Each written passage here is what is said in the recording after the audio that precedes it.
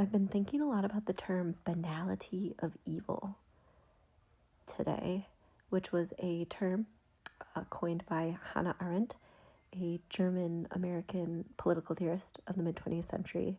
She wrote very relevant seminal works called The Origin of Totalitarianism, about the rise of totalitarian regimes in Europe in the early to mid-20th century. And she coined that term, banality of evil, in her publication, Eichmann in Jerusalem. Adolf Eichmann, was one of the key logistic organizers of the Holocaust. And she went to Jerusalem after he was apprehended in Argentina to cover his trial.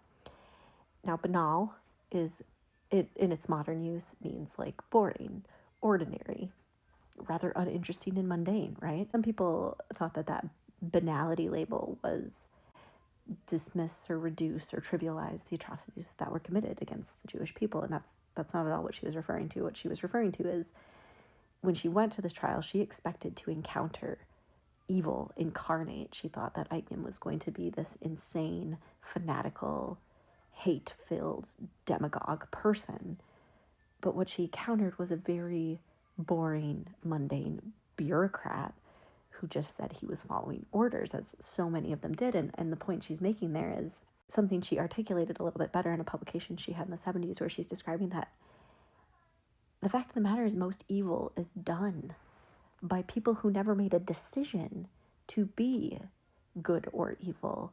They exchanged their ability to think critically and make their own moral judgments for obedience to a system in which they themselves could find success, and somehow absolving themselves of the ability to do anything evil because they are following the system.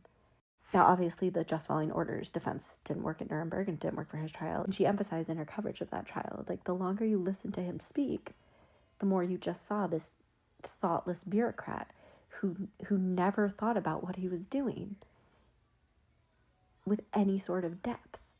He only thought to advance himself within the regime he was working in, where all of these atrocities were normalized. So it's this point she's making that some of the worst atrocities in history, many of the evils being done in this world, aren't being committed by people that are innately or inherently evil. They're committed by ordinary, non-thinking people placed into these regimes that would have been harmless had they lived under a different regime. You know? That's what I've been thinking about this morning.